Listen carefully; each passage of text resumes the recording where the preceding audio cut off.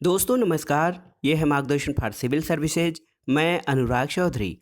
दोस्तों राजनीति विज्ञान अथवा नागरिक शास्त्र के चैप्टर वाइज रिवीजन के अंतर्गत आज की वीडियो में हम प्रमुख राजनीतिकवाद जैसे व्यक्तिवाद, उदारवाद, अराजकतावाद, गांधीवाद, फांसीवाद और नाजीवाद से संबंधित महत्वपूर्ण प्रश्नों को सॉल्व करेंगे, जो टीजीटी पीजीटी नागरिक शास्त्र, जीआईसी प्रवक्ता परीक्षा, गवर्नमेंट डिग्री कॉलेज, उच्चतर शिक्षा असिस्टेंट प्रोफेसर, एलटी ग्रेड और नेट जेआरएफ राजनीति विज्ञान के लिए बहुत ही उपयोगी है। तो आइए सॉल्व करते हैं आज का प्रैक्टिस सेट, अध्यायवार प्रैक्टिस सेट का 10वां भाग।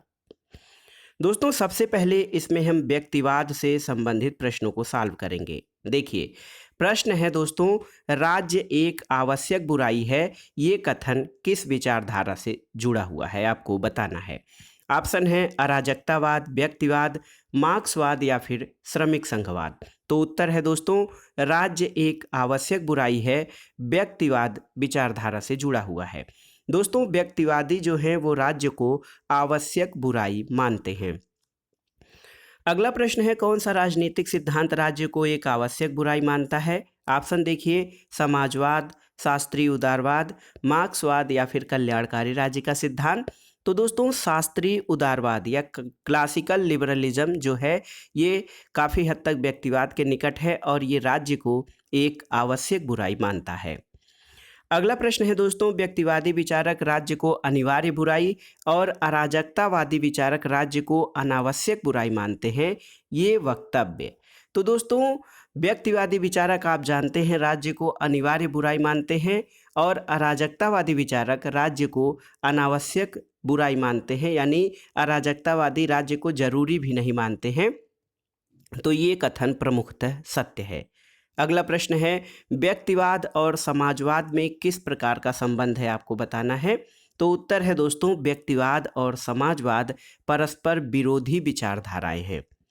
अगला प्रश्न है, राजनीतिक सिद्धांत जो नागरिकों के व्यक्तिगत जीवन में न्यूनतम हस्तक्षेप करे उसे क्या कहते हैं। देखिए ऑप्शन देख लेते हैं, लेसेज फेयर, यूटिलिटेरियनिज्म, व्यक्तिवाद या इंटरप्रेन्योरशिप।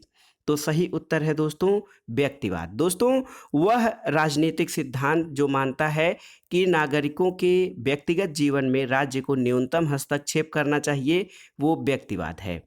अगला प्रश्न है, लेसेज फेयर। लेसेज फेयर या जिसको अहस्तक्षेप की नीति कहा जाता है, इसमें ये माना जाता है व्यक्ति को खुला छोड़ दो, इसका अभिप्राय क्या है। तो देखिए धर्मनिरपेक्ष राज्य, समाजवाद, व्यक्ति को अकेला छोड़ दो या इनमें से सभी। तो सही उत्तर है दोस्तों देखिए व्यक्ति को अकेला छोड़ दो, लेसेज फेयर का अर्थ होता है, इसका अर्थ ये है अहस्तक्षेप, यानी राज्य को व्यक्ति के कार्यों में कोई हस्तक्षेप नहीं करना चाहिए और व्यक्ति का तभी विकास हो सकता है जब उसे स्वतंत्र रूप से छोड़ दिया जाए।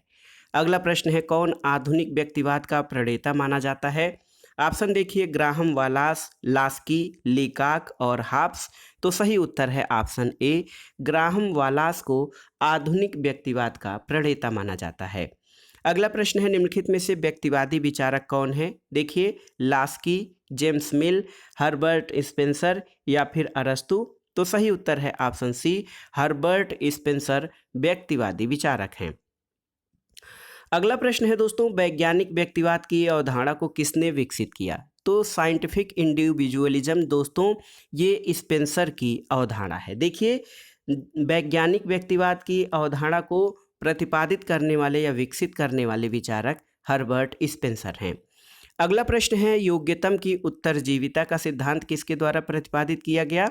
तो उत्तर है दोस्तों योग्यतम की उत्तरजीविता या सर्वाइवल ऑफ द फिटेस्ट, ये डार्विन के योग्यतम की उत्तरजीविता सिद्धांत से प्रभावित है और ये राजनीति विज्ञान में स्पेंसर का मानना है। देखिए योग्यतम की उत्तरजीविता का सिद्धांत स्पेंसर के द्वारा राजनीति विज्ञान के क्षेत्र में प्रतिपादित किया गया था। ऐसे जीव विज्ञान में योग्यतम की उत्तरजीविता के सिद्धांत के प्रतिपादक डार्विन हैं। अगला प्रश्न है, निम्नलिखित में से किस विचार को प्रायः व्यक्तिवादी विचारक अपने अनुकूल मानते हैं। देखिए ऑप्शन सी आपका सही उत्तर हो जाएगा, डार्विन के अनुकूलतम अतिजीविता का सिद्धांत व्यक्तिवादी विचारक अपने अनुकूल मानते हैं और डार्विन के अनुकूलतम की अतिजीविता का सिद्धांत ये मानता है कि जो योग्य है वही जीवित रहेगा, यानी सर्वाइवल ऑफ द फिटेस्ट, जो योग्य है वही जीने योग्य है। अगला प्रश्न दोस्तों, आर्थिक क्षेत्र में व्यक्तिवाद का महान समर्थक कौन है? तो सही उत्तर है आर्थिक क्षेत्र में व्यक्तिवाद का समर्थक हर देखिए एडम स्मिथ है।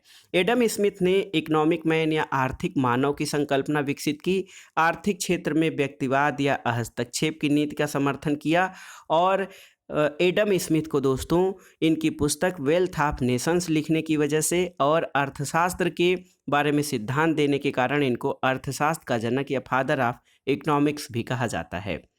अगला प्रश्न है, किसने कहा है कि राज्य को आर्थिक मामलों में हस्तक्षेप नहीं करना चाहिए? तो सही उत्तर है व्यक्तिवादी विचारक एडम स्मिथ का मानना है कि राज्य को आर्थिक मामलों में हस्तक्षेप नहीं करना चाहिए। अब आइए देखते हैं नकारात्मक उदारवाद से संबंधित प्रश्नों को। देखिए निम्नलिखित में से उदारवाद का जनक किसे माना जाता है? ऑप्शन है Adam Smith, Jeremy Bentham, John Locke या हर्बर्ट स्पेंसर। तो सही उत्तर है दोस्तों जॉन लॉक को। उदारवाद का जनक जॉन लॉक को माना जाता है। अगला प्रश्न है लिबर्टी। दोस्तों लिबर्टी शब्द लैटिन भाषा के किस शब्द से लिया गया है? ये प्रश्न भी कई बार पूछा है। लाइबेल, लिगुआ, लाइबर या लीबर, लेबर। तो सही उत्तर है दोस्तों देखिए लिबर्टी शब्द लैटिन भाषा के लाइबर या लिबर शब्द से लिया गया है, जिसका अर्थ होता है मुक्तता की दशा अथवा बंधन रहित होना। तो सही उत्तर है लिबर्टी शब्द लैटिन भाषा के LIBER लिबर या लाइबर से लिया गया है। अगला प्रश्न है उदारवाद शब्द की उत्पत्ति लिबर शब्द से हुई है, जो लिया गया है तो आप जानते हैं लिबर शब्द लैटिन भाषा से लिया गया है, जिसका अर्थ होता है मुक्तता अथवा स्वतंत्रता की दशा। अगला प्रश्न दोस्तों देखिए यहाँ पे सुमेलित करना है सूची 1 का सूची 2 से। इसमें विचारधाराएं और उनसे संबंधित राज्य की प्रकृति से आपको सुमेल करना है। देखिए परंपरागत उदारवाद। परंपरागत उदारवाद दोस्तों राज्य को आवश्यक बुराई मानता है, 1 का 3 हो जाएगा। उदारवादी आदर्शवाद राज्य को आवश्यक भलाई मानता है। हीगलवादी आदर्शवाद जो है ये नैतिकता और विधिकता की अभिव्यक्ति मानता है राज्य को, और मार्क्सवाद राज्य को उत्पीड़क संस्था मानता है।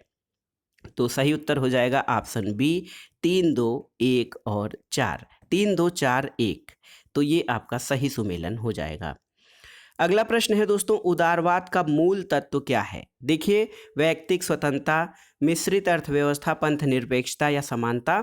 तो सही उत्तर ऑप्शन ए उदारवाद का मूल तत्व व्यक्तिगत स्वतंत्रता है। अगला प्रश्न है उदारवाद का मौलिक सिद्धांत क्या है? तो ये प्रश्न कई बार पूछा गया है दोस्तों। उदारवाद का मौलिक सिद्धांत वैयक्तिक स्वतंत्रता है।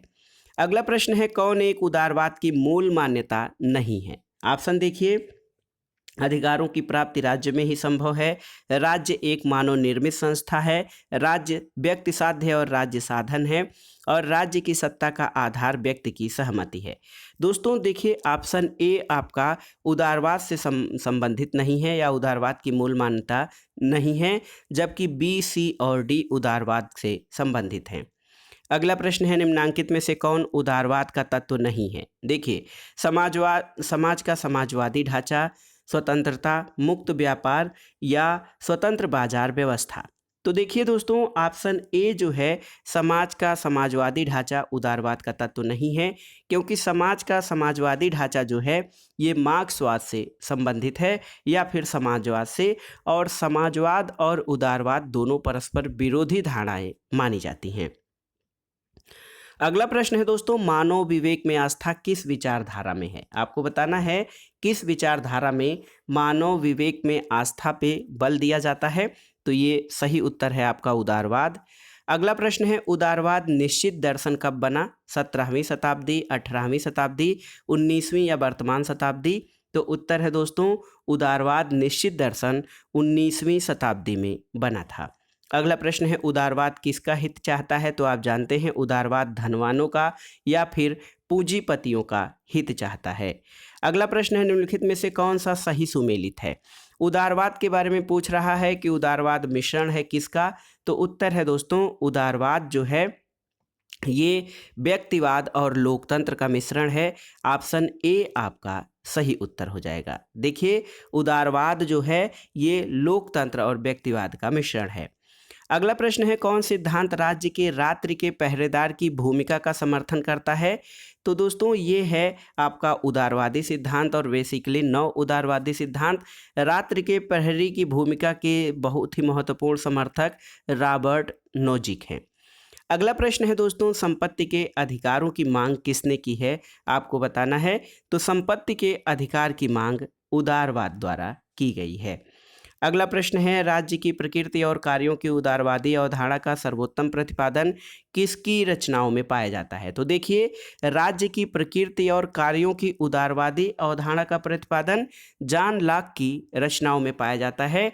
जॉन लॉक को उदारवाद की आत्मा और उदारवाद का जनक भी कहा जाता है। अगला प्रश्न है, व्यक्ति के स्वहित की सर्वोत्तम रक्षा होती है किसमें? अराजकतावाद, गांधीवाद, मार्क्सवाद या फिर उदारवाद? तो सही उत्तर है उदारवाद में व्यक्ति के स्वहित की सर्वोत्तम रक्षा होती है। अगला प्रश्न है, निम्नलिखित में से कौन सा राज्य का उदारवादी सिद्धांत है? आपको बताना है। उपयोगितावाद, व्यावसायिक समूहवाद, श्रेणी समाजवाद या फिर फांसीवाद? तो कौन सा राज्य का उदारवादी सिद्धांत है? दोस्तों इसमें देखिए, निम्नलिखित सिद्धांतों में उपयोगितावाद राज्य के उदारवादी सिद्धांत से संबंधित है, जबकि व्यावसायिक समूह, श्रेणी समूहवाद और फांसीवाद उदारवादी सिद्धांत नहीं है। अगला प्रश्न है, राजनीतिक क्षेत्र में उदारवाद द्वारा निवेदन किया गया था किस चीज़ का? देखिए, ऑप्शन है सामाजिक सुधारों के लिए, निःशुल्क चिकित्सा सहायता के लिए, विचार अभिव्यक्ति, भाषण, लेखन और प्रकाशन की स्वतंत्रता के लिए, और निःशुल्क शिक्षा के लिए। तो सही उत्तर राजनीतिक क्षेत्र में उदारवाद द्वारा निवेदन किया गया है विचार अभिव्यक्ति, भाषण, लेखन और प्रकाशन की स्वतंत्रता के लिए। अगला प्रश्न है दोस्तों, स्वतंत्रता इसके अलावा और कुछ नहीं है कि उस इच्छा को प्रोत्साहित करना जो विनम्र व्यक्तियों के अनुदिष्ट अंतःकरण पर आधारित हो। ये वाद या ये कथन किस वाद को जो है मानता है? ऑप्शन है उदारवाद, समाजवाद, बहुलवाद और फांसीवाद। तो सही उत्तर है दोस्तों जो है ये वक्तव्य उदारवाद से संबंधित है कि स्वतंत्रता इसके अलावा और कुछ नहीं है कि उस इच्छा को प्रोत्साहित करना जो विनम्र व्यक्तियों के अनुदिष्ट अंतःकरण पर आधारित हो। अगला प्रश्न है दोस्तों, हस्तक्षेप की नीति किसकी विशेषता है? आपको बताना है। तो आप जानते हैं लेसेज फेयर या हस्तक्षेप की नीति दोस्तों, ये ऑप्शन देख लेते हैं। श्रेणी समाजवाद, समाजवाद, सकारात्मक उदारवाद और नकारात्मक उदारवाद। तो देखिए, हस्तक्षेप की नीति नकारात्मक उदारवाद की मूल विशेषता है, जिसमें ये माना जाता है कि राज्य को व्यक्ति के कार्यों में कोई हस्तक्षेप नहीं करना चाहिए। अब आइए देखते हैं दोस्तों सकारात्मक उदारवाद या नव उदारवाद से संबंधित प्रश्नों को। देखिए, प्रश्न है सकारात्मक उदारवाद किसके निकटस्थ है? तो सही उत्तर है सकारात्मक उदारवाद लोकतांत्रिक समाजवाद के काफी निकट स्थित है। अगला प्रश्न है कथन और कारण से संबंधित है। देखिए, कथन है कि सकारात्मक उदारवाद राज्य को करने के लिए कुछ कार्य सौंपता है। कारण है कि वह संपूर्ण समाज के सामाजिक कल्याण की अभिवृद्धि का दायित्व राज्य को सौंपता है। तो सही उत्तर है दोस्तों ऑप्शन ए और आर दोनों सही है, क्योंकि देखिए सकारात्मक उदारवाद राज्य को करने के लिए कुछ कार्य भी सौंपता है। सकारात्मक उदारवाद नकारात्मक उदारवाद से भिन्न है, क्योंकि नकारात्मक उदारवाद ये मानता है कि राज्य को व्यक्ति के कार्य में कोई हस्तक्षेप नहीं करना चाहिए, जबकि सकारात्मक उदारवाद राज्य को करने के लिए कुछ कार्य सौंपता है, क्योंकि वह संपूर्ण समाज के सामाजिक कल्याण की अभिवृद्धि का दायित्व राज्य को सौंपता है। अगला प्रश्न है निम्नलिखित में से कौन नव उदारवाद का प्रमुख तर्क नहीं है? आपको बताना है। तो देखते हैं यहाँ पर वर्ण के परास को मजबूत करने के लिए सक्षम कार्य संसाधन व्यक्तियों और समूहों को प्रदान किए जाने चाहिए, ये नव उदारवाद का प्रमुख तर्क नहीं है। जबकि बाजार संसाधनों का सर्वोत्तम इस्तेमाल, एक योजनाबद्ध अर्थव्यवस्था अकुशल और अपव्ययी होती है, और निजी क्षेत्र के प्रभुत्व वाली किसी अर्थव्यवस्था का उत्पादन और प्रयोग में ज्ञान और प्रौद्योगिकी का विनियोजन अव्यवहृत और अपेक्षाकृत अति प्रभावशाली होता होता है ये नव उदारवाद के तर्कों में है, जबकि वर्ण के परास को मजबूत करने के लिए सक्षमकार संसाधन व्यक्तियों और समूहों को प्रदान किए जाने चाहिए, ये प्रमुख तर्क नहीं है नव उदारवाद का। अगला प्रश्न है आधुनिक उदारवाद का लक्ष्य क्या है। आपको बताना है आधुनिक उदारवाद का लक्ष्य क्या है। तो उत्तर है समाज के सभी वर्गों के हितों की रक्षा। ये ऑप्शन डी आपका सही उत्तर है। अगला प्रश्न है दोस्तों, इनमें से आधुनिक उदारवादी राज्य की कौन सी विशेषता नहीं है। देखिए, स्वतंत्र और निष्पक्ष चुनाव, जनता को मूल अधिकार, एक से अधिक राजनीतिक दल और राज्य द्वारा आर्थिक नियोजन। तो दोस्तों उदारवाद में आर्थिक नियोजन राज्य द्वारा नहीं किया जाता है और ये समाजवादी जो है राज्य की विशेषता है, जिसमें कि राज्य द्वारा आर्थिक नियोजन पे बात की जाती है, जबकि उदारवादी राज्य में स्वतंत्र निष्पक्ष चुनाव, जनता को मूल अधिकार और एक से अधिक राजनीतिक दल होते हैं, जबकि इसमें राज्य द्वारा आर्थिक नियोजन नहीं किया जाता है। अगला प्रश्न है कि कौन यह जानता है कि आधुनिक उदारवादी प्रजातांत्रिक राज्य एक औद्योगिक राज्य बन गया है। ऑप्शन है गैलब्रेथ, मैकफर्सन, कीन्स और रूजवेल्ट। तो सही उत्तर है ऑप्शन ए गैलब्रेथ। दोस्तों गैलब्रेथ ने अपनी पुस्तक द न्यू इंडस्ट्रियल स्टेट में वर्णित किया है कि आधुनिक उदारवादी प्रजातांत्रिक राज्य एक औद्योगिक राज्य बन गया है। अगला प्रश्न देखते हैं, निम्नलिखित में से किसका उदारवाद से मेल नहीं है। देखिए, बुर्जुआ राज्य, प्रतिनिधि सरकार, लोक कल्याणकारी राज्य और सीमित सरकार। आपको बताना है कि किसका उदारवाद से मेल नहीं है। तो सही उत्तर है बुर्जुआ राज्य। प्रतिनिधि सरकार, लोक कल्याणकारी राज्य और सीमित सरकार उदारवाद से मेल खाते हैं। बुर्जुआ राज्य जो है ये मार्क्सवाद या समाजवाद से संबंधित है। अगला प्रश्न है दोस्तों, फ्रांसिस फुकुयामा के अनुसार। देखिए, ऑप्शन है पश्चिमी उदारवाद की निर्णायक विजय हो गई है, आतंकवाद की निर्णायक विजय होगी, उदारवाद प्रति आतंकवाद में परिवर्तित हो जाएगा और उपर्युक्त में से कोई नहीं। तो सही उत्तर है दोस्तों, देखिए फ्रांसिस फुकुयामा ने इतिहास के अंत की बात की और उन्होंने कहा कि पश्चिमी उदारवाद या पूंजीवाद की निर्णायक विजय हो गई है और साम्यवाद पराजित हो गया है, जिसके कारण इतिहास में चलने वाले निरंतर संघर्षों का जो अंत हो गया है, यानी इतिहास का अंत हो गया है, क्योंकि पश्चिमी उदारवाद की निर्णायक जीत हुई है। ये फ्रांसिस फुकुयामा का कथन है। अगला प्रश्न है, सामाजिक अभियांत्रिकी या सोशल इंजीनियरिंग का सिद्धांत प्रस्तुत करने वाले उदारवादी विचारक कौन है। तो सही उत्तर है कार्ल पापर।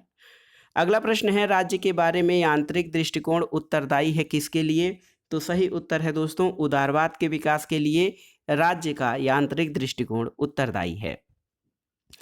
अगला प्रश्न है, अनियंत्रित बाजार आधारित पूंजीवाद का परिणाम होगा कार्यकुशलता, उत्पादन वृद्धि और व्यापक संपन्नता। ये विश्वास जुड़ा हुआ है किससे। तो दोस्तों अनियंत्रित बाजार आधारित पूंजीवाद का परिणाम होगा कार्यकुशलता, उत्पादन वृद्धि और व्यापक संपन्नता। ये विश्वास नव उदारवाद के साथ जुड़ा हुआ है। अगला प्रश्न है, इंग्लिश उदारवाद में समष्टिवादी विद्रोह के प्रणेता कौन थे। ऑप्शन है ग्रीन, ब्रैडले, बोसांके और उपयुक्त सभी। तो सही उत्तर क्या है दोस्तों, सही उत्तर है उपरोक्त सभी। देखिए, इंग्लिश उदारवाद में दोस्तों समष्टिवादी विद्रोह के प्रणेता ग्रीन, ब्रैडले और बोसांके सभी आते हैं। अगला प्रश्न है, लोक कल्याणकारी राज्य का अनिवार्यतः लोक कल्याणकारी राज्य या पब्लिक वेलफेयर स्टेट अनिवार्यतः एक संश्लेषण है किसका। तो सही उत्तर है दोस्तों, लोक कल्याणकारी राज्य उदारवाद और समाजवाद का एक संश्लेषण है, क्योंकि उदारवाद दोस्तों व्यक्तियों की स्वतंत्रता पर बल देता है, समाजवाद समानता पर, और इन दोनों के जो है मिश्रण या संश्लेषण से लोक कल्याणकारी राज्य का विकास हुआ है। अगला प्रश्न है, कल्याणकारी राज्य या कल्याणकारी सिद्धांत विश्वास करता है कि राज्य क्या है। तो सही उत्तर है दोस्तों, कल्याणकारी राज्य ये सिद्धांत इस सिद्धांत में विश्वास करता है कि राज्य एक माध्यम या राज्य एक साधन है व्यक्तियों के व्यक्तित्व विकास का। एक महत्वपूर्ण परिभाषा देखिए, लोक कल्याणकारी राज्य वह है जो अपने नागरिकों के लिए सामाजिक सेवाएं प्रदान करता है। तो दोस्तों व्यापक सामाजिक सेवाएं प्रदान करने वाला राज्य कल्याणकारी राज्य है। ये परिभाषा T.W. केंट की है। तो सही उत्तर है आपका ऑप्शन डी। T.W. केंट का कहना है कि लोक कल्याणकारी राज्य वो है जो अपने नागरिकों के लिए सामाजिक सेवाएं प्रदान करता है। अगला प्रश्न है, कौन सा एक सही वक्तव्य है। तो तो सही वक्तव्य देख लेते हैं दोस्तों, एक पूंजीवादी राज्य भी एक कल्याणकारी राज्य हो सकता है। ये वक्तव्य सही है। अगला प्रश्न है, किसने कहा है कि कल्याणकारी राज्य वह राज्य है जो अपने नागरिकों के लिए व्यापक सामाजिक सेवाओं की व्यवस्था करता है? टी.डब्ल्यू. केंट का कथन है। और देखिए, इंग्लैंड में लॉर्ड बेवरिज रिपोर्ट, इसने राज्य की जिस अवधारणा को प्रकट किया था वो कौन सा था? तो सही उत्तर है दोस्तों, इंग्लैंड में लॉर्ड बेवरिज रिपोर्ट ने कल्याणकारी राज्य की अवधारणा को प्रकट किया था। ऑप्शन डी आपका सही उत्तर है। अगला प्रश्न है कि निम्नलिखित में से कौन कल्याणकारी राज्य का समर्थक था? ऑप्शन है लेनिन, बेंथम, जवाहरलाल नेहरू और जे.एस. मिल। तो सही उत्तर है यहाँ पर दोस्तों जवाहरलाल नेहरू।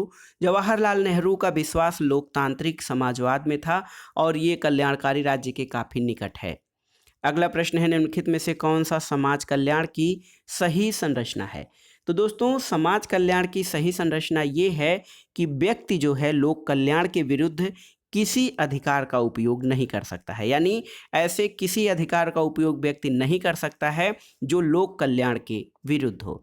तो सही उत्तर है समाज कल्याण की ये सही संरचना है। अगला प्रश्न है दोस्तों, देखिए, फ्रैंकफर्ट स्कूल ने पूंजीवादी समाज की सांस्कृतिक आलोचना विशेषकर किस बात को लेकर की है? तकनीकी प्रभुत्व, पूंजीवादी प्रभुत्व, मनोवैज्ञानिक प्रभुत्व या उपयुक्त में से कोई नहीं? तो उत्तर है दोस्तों ऑप्शन सी, मनोवैज्ञानिक प्रभुत्व को लेकर फ्रैंकफर्ट स्कूल ने पूंजीवादी समाज की सांस्कृतिक आलोचना की है। अब आइए देखते हैं दोस्तों अराजकतावाद और गांधीवाद से संबंधित प्रश्नों को। देखिए, निम्नलिखित में से कौन सा गांधी जी का विचार गांधीवादी समाजवाद का शीर्ष माना जाता है? सत्याग्रह, अहिंसा, स्वराज्य या सर्वोदय? तो सही उत्तर है दोस्तों सर्वोदय।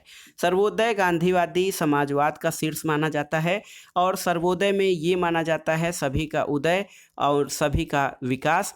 इसमें दोस्तों गांधी जी का मानना है कि समाज तभी जो है आगे बढ़ सकता है जब सभी का विकास हो और बड़ा छोटा और धनी गरीब का अंतर कम किया जाए। अगला प्रश्न है कि कौन अराजकतावादी नहीं था, आपको बताना है। क्रोपाटकिन, बाकुनिन, गांधी जी या सुभाष चंद्र बोस? तो सही उत्तर है दोस्तों क्रोपाटकिन और बाकुनिन, ये अराजकतावादी विचारक हैं। गांधी जी भी दार्शनिक अराजकतावादी हैं, जबकि सुभाष चंद्र बोस अराजकतावादी विचारक नहीं थे। अगला प्रश्न है दोस्तों, अराजकतावाद है, देखिए, राज्य का समर्थक है, राज्य के विरुद्ध है, व्यक्ति का समर्थक है, राज्य और व्यक्ति का समर्थक? तो सही उत्तर है अराजकतावाद राज्य को एक अनावश्यक बुराई मानता है कि राज्य बुराई भी है और अनावश्यक यानी जरूरी भी नहीं है। तो कुल मिलाकर अराजकतावाद राज्य के विरुद्ध है।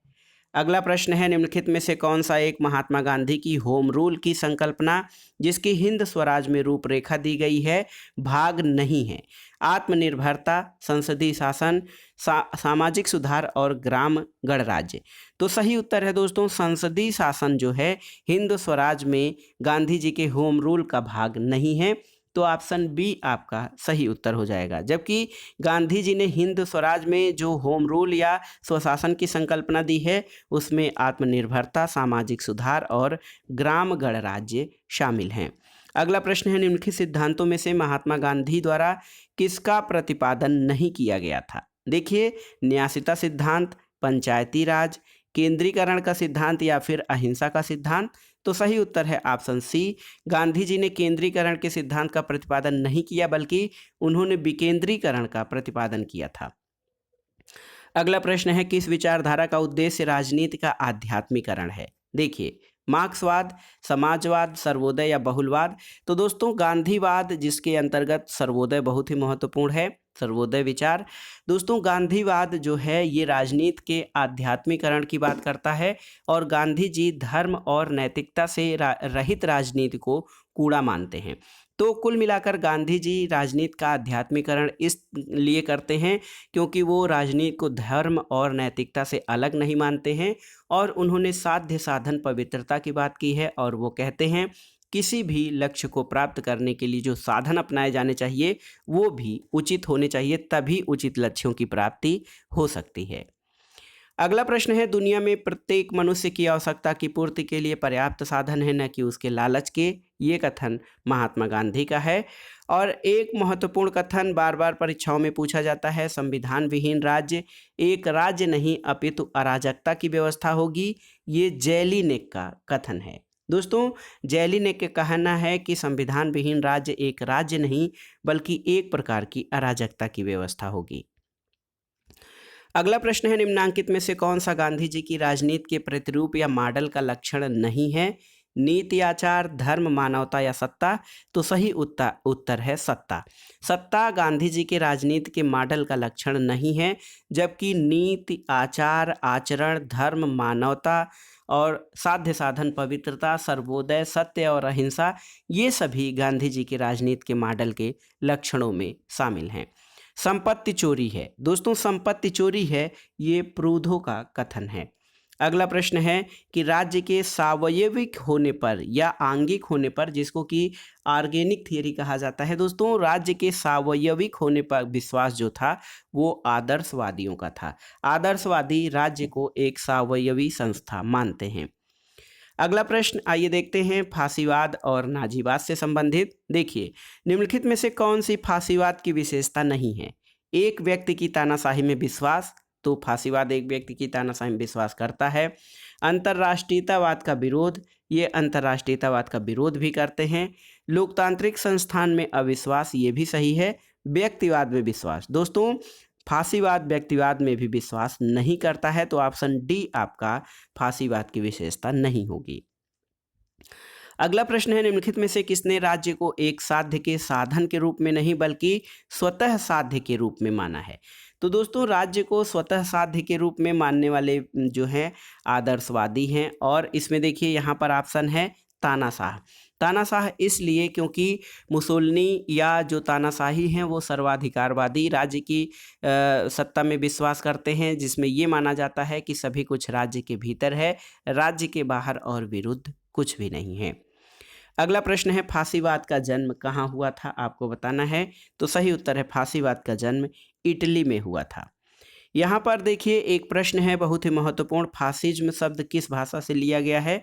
ऑप्शन है अंग्रेजी, फ्रेंच, लैटिन और ग्रीक। तो यहाँ पर देखिए दोस्तों कोई भी ऑप्शन सही नहीं है, क्योंकि देखिए फासिज्म शब्द इटालियन भाषा के फैसियो शब्द से लिया गया है, जिसका अर्थ होता है गट्ठर या बंडल। तो सही उत्तर है फासिज्म शब्द जो है अंग्रेजी भाषा के जो है फांसीवाद शब्द अंग्रेजी भाषा के फासिज्म का हिंदी रूपांतर है। और फासिज्म का जो मूल शब्द है फैसियो दोस्तों ये इटालियन भाषा का शब्द है और इससे उत्पत्ति हुई है फांसीवाद की। अगला प्रश्न है दोस्तों, फांसीवाद के फासिस शब्द का अर्थ क्या है? तो सही उत्तर है फांसीवाद के फासिस शब्द का अर्थ है कि प्राचीन रोम के अधिकारियों की शक्ति के प्रतीक के रूप में डंडों का समूह। तो उत्तर है फासिस शब्द जो है प्राचीन रोम के अधिकारियों की शक्ति के प्रतीक के रूप में डंडों का समूह होता था।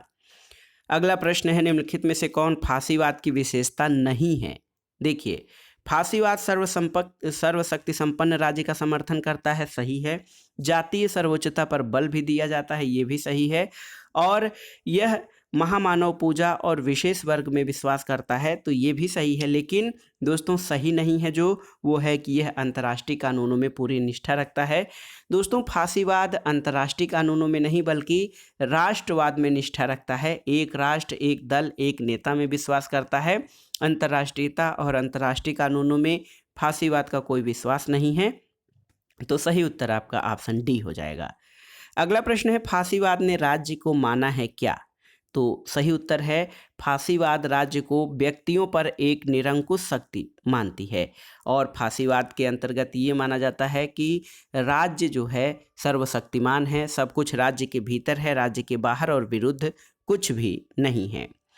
अगला प्रश्न है, फांसीवाद के संबंध में सही युग्म की पहचान कीजिए। तो आप जानते हैं फांसीवाद का जो प्रतिपादन था वो इटली के मुसोलिनी द्वारा किया गया था। तो सही उत्तर आपका ऑप्शन ए हो जाएगा। अगला प्रश्न है, कौन सी विशेषता फांसीवाद में पाई जाती है? देखिए, प्रजातंत्र का विरोधी है, राज्य को साधन मानता है, समाजवाद का पोषक है या फिर अंतर्राष्ट्रीय शांति का अग्रदूत है।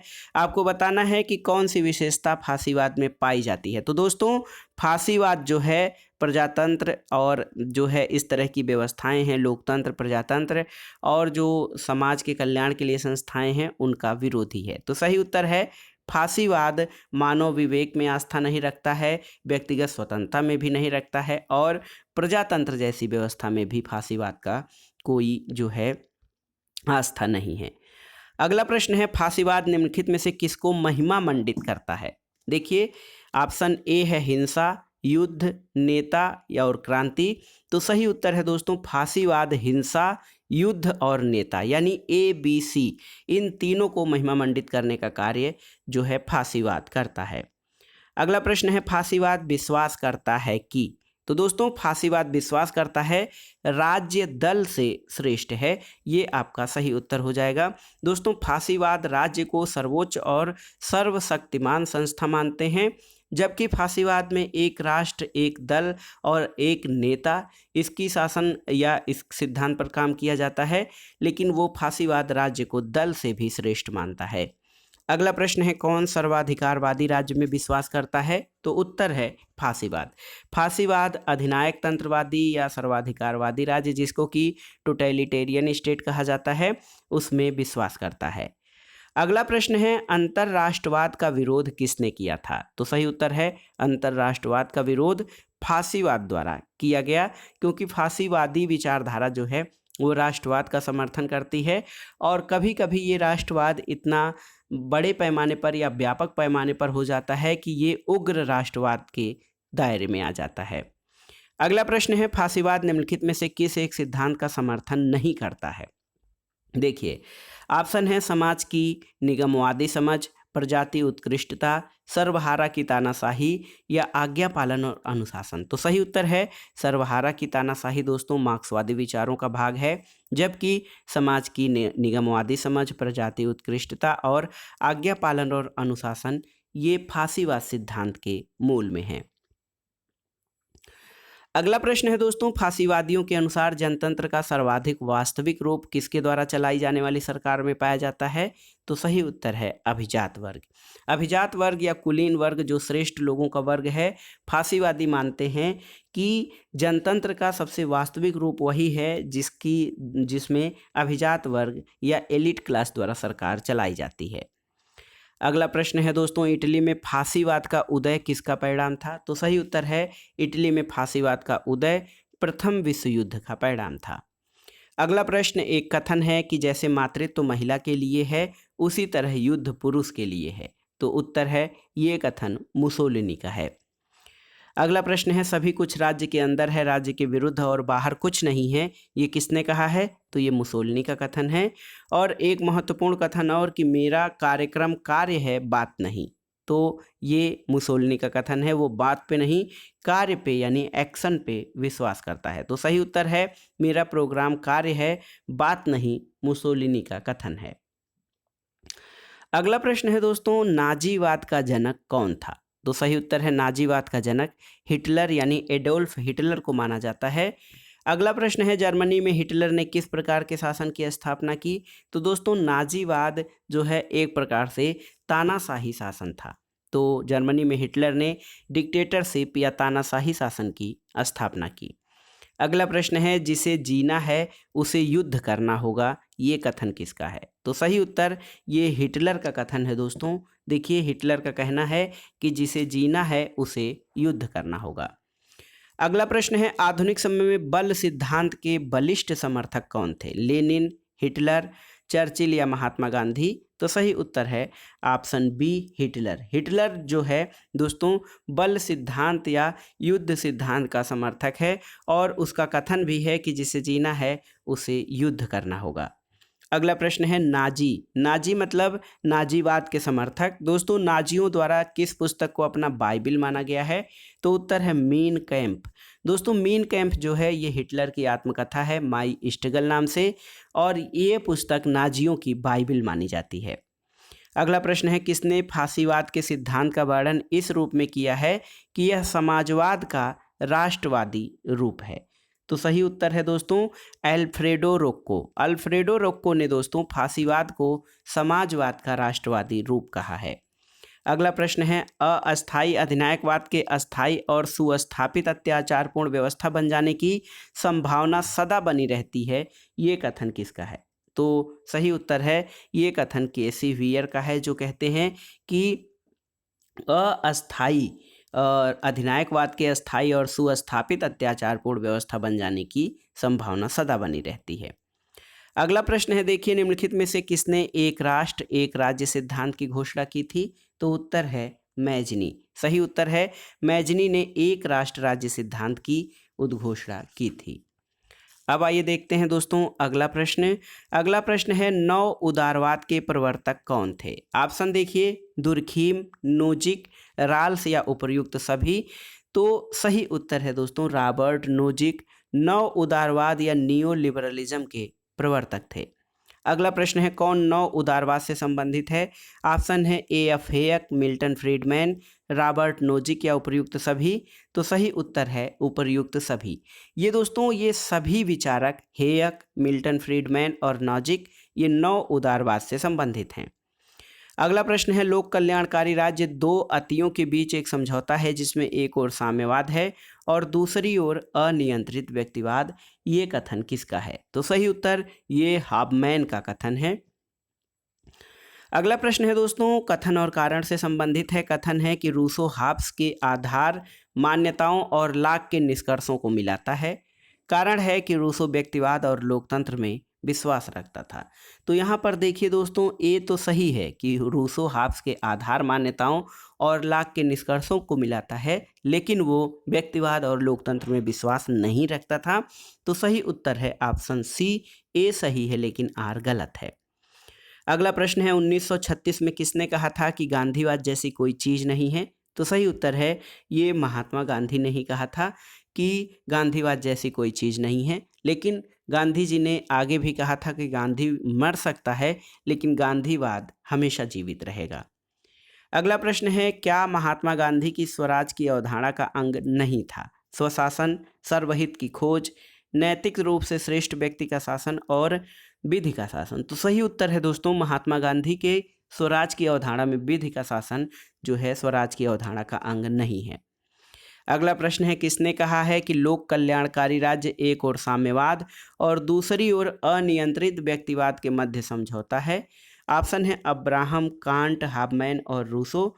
तो सही उत्तर है दोस्तों हाबमैन। ये कथन हाबमैन का है, जो कहते हैं कि लोक कल्याणकारी राज्य एक ओर साम्यवाद और दूसरी ओर अनियंत्रित व्यक्तिवाद के मध्य समझौता है। अगला प्रश्न है दोस्तों, देखिए अगला प्रश्न भी बहुत ही महत्वपूर्ण है कि सामाजिक अभियांत्रिकी का सिद्धांत प्रस्तुत करने वाला उदारवादी चिंतक कौन सा है? तो आप जानते हैं कि सामाजिक अभियांत्रिकी या सोशल इंजीनियरिंग कार्ल जे पापर द्वारा प्रतिपादित किया गया था। अगला प्रश्न है, ग्रीन के संपत्ति के संदर्भ में विचार छाप रखते हैं किसका? आदर्शवाद का, व्यक्तिवाद का, उदारवाद का या सभी का? तो दोस्तों ग्रीन के संपत्ति संबंधी विचारों पर उदारवाद की स्पष्ट छाप है। अगला प्रश्न है, कौन विकास के परंपरागत दृष्टिकोण से संबंधित नहीं है? फ्रेडरिक लिस्ट, स्मिथ, रिकार्डो या माल्थस? तो सही उत्तर है ऑप्शन ए, फ्रेडरिक लिस्ट जो हैं ये विकास के परंपरागत दृष्टिकोण से संबंधित नहीं हैं। अगला प्रश्न है, राजनीतिक क्षेत्र में उदारवाद ने अभिवचन किया किसके लिए? सामाजिक सुधारों के लिए, स्वतंत्र चिकित्सा के लिए, स्वतंत्र शिक्षा के लिए या फिर चिंतन, लेखन, अभिव्यक्ति और प्रकाशन की स्वतंत्रता के लिए? तो सही उत्तर है राजनीतिक क्षेत्र में उदारवाद ने चिंतन, लेखन, अभिव्यक्ति के क्षेत्र में प्रकाशन की स्वतंत्रता के लिए दोस्तों अभिवचन दिया है। अगला प्रश्न है, देखिए बहुत ही महत्वपूर्ण है, आधुनिक उदारवाद शास्त्रीय उदारवाद से किस प्रकार भिन्न है? तो देखते हैं दोस्तों, आधुनिक उदारवाद शास्त्रीय उदारवाद से भिन्न है क्योंकि ये स्वतंत्र उद्यम की वकालत करता है। अगला प्रश्न है दोस्तों, देखिए निम्नलिखित में से किसे हस्तक्षेप की नीति या लेसेज फेयर का सिद्धांत भी कहा जाता है? तो उत्तर है दोस्तों व्यक्तिवाद को। व्यक्तिवाद या नकारात्मक उदारवाद को हस्तक्षेप की नीति का सिद्धांत भी कहा जाता है। अगला प्रश्न है निम्नलिखित में से किसने मार्क्सवाद को कल्पनावादी, अभियांत्रिकी और इतिहासवाद की संज्ञा दी है? तो सही उत्तर है option A Karl Popper. Karl Popper की पुस्तक है दोस्तों open society and its image. इसमें वो प्लेटो, हीगल और मार्क्स को खुले समाज या मुक्त समाज के सबसे बड़े दुश्मन मानता है। अगला प्रश्न है पब्लिक ओपिनियन। ये बहुत महत्वपूर्ण बुक है। Public opinion book Walter Lipman की कृति है। State and revolution, state and revolution दोस्तों ये महत्वपूर्ण कृति लेनिन की है। अगला प्रश्न है कि निम्नलिखित कथनों में से कौन सा एक सही है? तो आप कथन पढ़ लीजिएगा। सही कथन हम बता रहे हैं कि एक समाजवादी राज्य जो है ये भूमि और खानों का राष्ट्रीयकरण करना चाहता है। ऑप्शन बी आपका सही कथन है। अगला प्रश्न है एक राजनीतिक सिद्धांत के रूप में उदारवाद दो पृथक तत्वों का मिश्रण है। इनमें से एक लोकतंत्र है और दूसरा व्यक्तिवाद। तो सही उत्तर ऑप्शन ए मैकगवर्न का कथन है दोस्तों कि एक राजनीतिक सिद्धांत के रूप में उदारवाद दो पृथक तत्वों का मिश्रण है। इसमें से एक लोकतंत्र है और दूसरा व्यक्तिवाद। अगला प्रश्न देखते हैं कथन कारण से संबंधित है। कथन है कि उदारवाद राज्य के कार्यक्षेत्र को सीमित करना चाहता है और कारण है आर की उदारवाद व्यक्तिगत स्वतंत्रता पर बल देता है। तो सही उत्तर है ऑप्शन ए उदारवाद राज्य के कार्यक्षेत्र को सीमित करना चाहता है क्योंकि उदारवाद व्यक्तिगत स्वतंत्रता पर बल देता है। ऑप्शन ए आपका सही उत्तर हो जाएगा। अगला प्रश्न है उदारवाद का आर्थिक औचित्य किसके द्वारा प्रस्तुत किया गया है? तो आप जानते हैं उदारवाद का आर्थिक औचित्य एडम स्मिथ के द्वारा प्रस्तुत किया गया है। अगला प्रश्न है दोस्तों फासीवाद अत्यधिक महत्व प्रदान करता है दल को, सेना को, राष्ट्र को या नेता को? तो सही उत्तर है राष्ट्र को सर्वाधिक महत्व प्रदान करता है, जबकि नेता दल भी फासीवाद में महत्वपूर्ण है लेकिन वो राज्य को दल से ऊपर मानता है। अगला प्रश्न कथन और कारण से संबंधित है। कथन है व्यक्तिवादियों का मानना है कि वो सरकार सबसे अच्छी है जो सबसे कम शासन करती है, सही है। और व्यक्तिवादियों के अनुसार राज्य एक सकारात्मक अच्छाई है, ये सही नहीं है। तो ऑप्शन देखिए सी सही हो जाएगा। इसमें ए सही है किंतु आर सही नहीं है। अगला प्रश्न है दोस्तों निम्नांकित में से किसे फासिस्ट या फासीवादी महिमा मंडित करते हैं? तो देखिए हिंसा, युद्ध और नेता। तो सही उत्तर है ऑप्शन ए 1, 2, 3 जो है फासीवादी युद्ध, हिंसा, युद्ध और नेता को महिमा मंडित करते हैं। अगला प्रश्न है देखिए महात्मा गांधी के विचार प्रभावित हुए थे किससे? थोरो की कृतियों से, टॉल्स्टॉय की कृतियों से, रस्किन की कृतियों से या इन सभी की कृतियों से?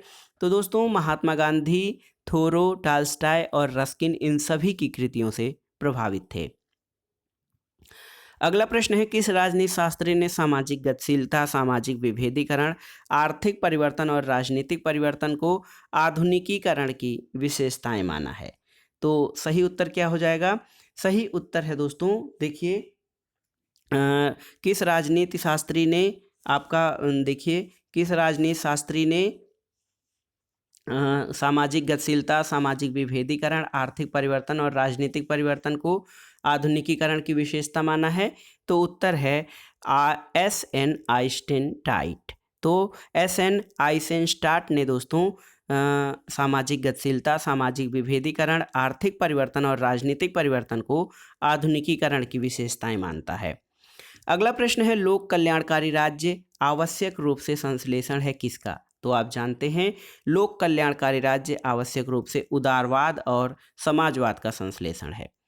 अगला प्रश्न है गांधी जी का स्वशासन से अभिप्राय क्या था? तो उत्तर है गांधी जी का स्वशासन से अभिप्राय था शासकीय नियंत्रण से स्वतंत्र होना, क्योंकि गांधी जी राज्य और शासन को व्यक्ति की स्वतंत्रता का हनन करने वाला जो है संस्था मानते थे, इसलिए उनको दार्शनिक अराजकतावादी भी कहा जाता है।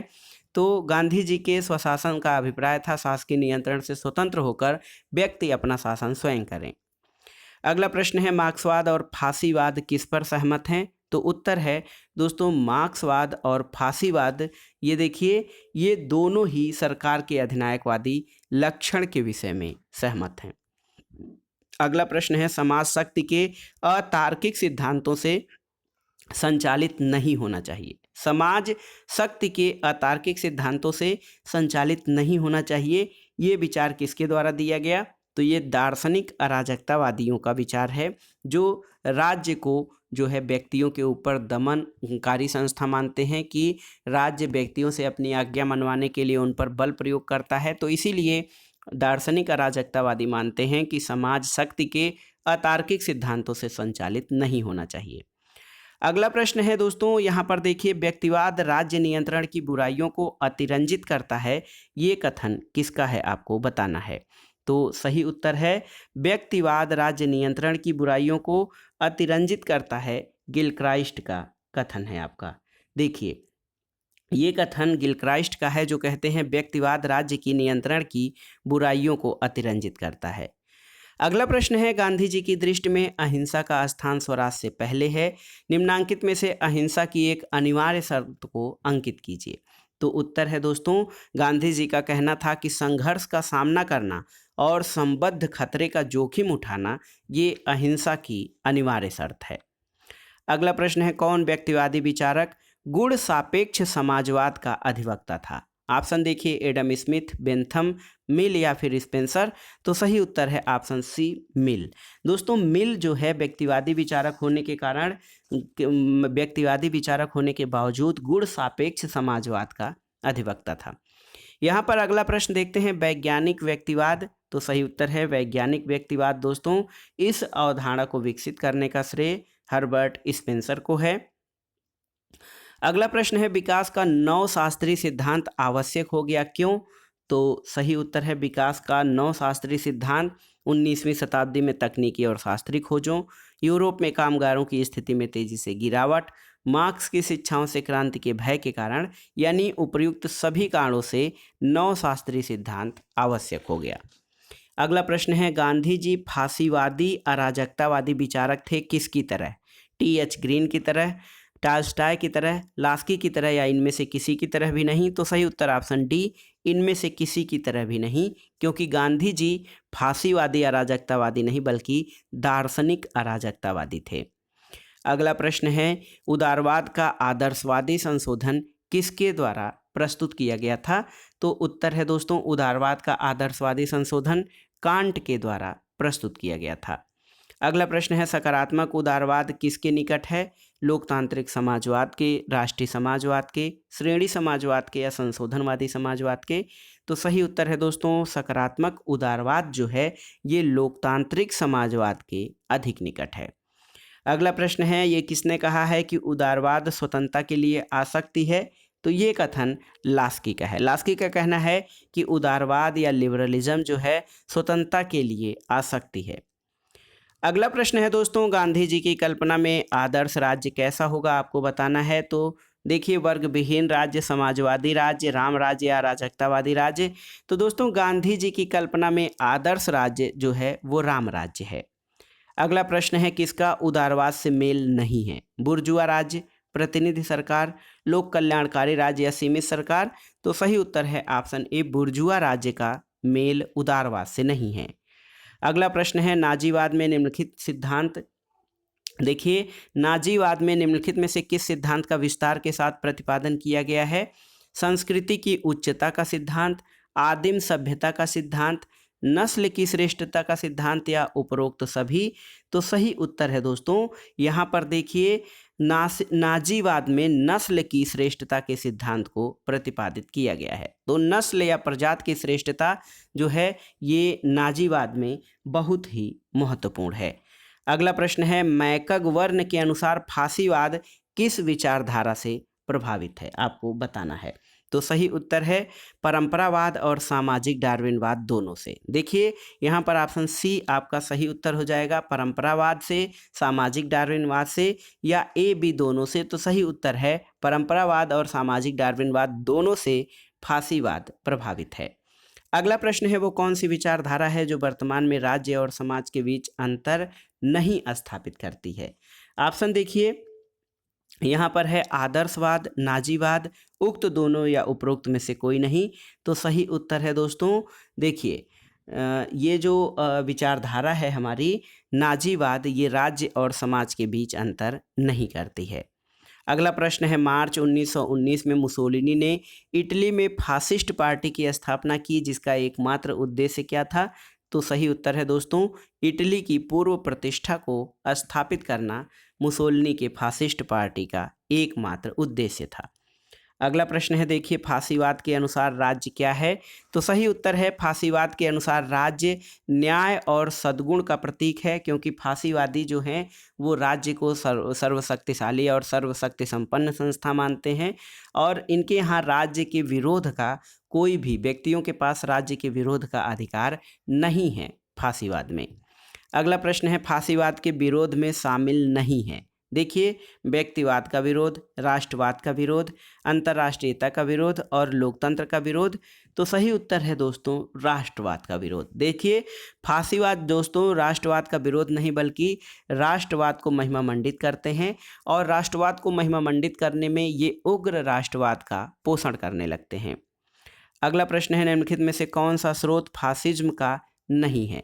सामाजिक डार्विनवाद, व्यक्तिवाद, अविवेकवाद और परंपरावाद। तो सही उत्तर है दोस्तों व्यक्तिवाद। दोस्तों व्यक्तिवाद जो है ये फासिज्म का स्रोत नहीं है। अगला प्रश्न है स्टेट वर्सेज मैन, ये पुस्तक किसकी है? तो सही उत्तर है हर्बर्ट स्पेंसर की पुस्तक है state versus man, man versus state. अगला प्रश्न है फासीवाद से उदय होता है दोस्तों उदारवाद, लोकतंत्र, उग्र राष्ट्रवाद या व्यक्तिवाद। तो उग्र राष्ट्रवाद का उदय फासीवाद से होता है, क्योंकि इसमें राष्ट्र को जो है एक राष्ट्र, एक दल, एक नेता को प्रमुखता दी जाती है, जिसके कारण राष्ट्रवादी भावना प्रबल होती है और हिंसा और युद्ध पर आधारित होने के कारण ये उग्र राष्ट्रवाद को जो है जन्म देता है। अगला प्रश्न और इस वीडियो का आखिरी प्रश्न है, योग्यतम की उत्तरजीविता के सिद्धांत का प्रतिपादन किसने किया था? ऑप्शन है बोधा, स्पेंसर, प्लेटो और अरस्तु। तो सही उत्तर है अरस्तु, स्पेंसर। जबकि दोस्तों जो है योग्यता की या योग्यतम की उत्तरजीविता अतिजीविता का सिद्धांत जीव वैज्ञानिक चार्ल्स डार्विन द्वारा प्रतिपादित किया गया था। उस सिद्धांत को राजनीति विज्ञान में हर्बर्ट स्पेंसर ने अपनाया है।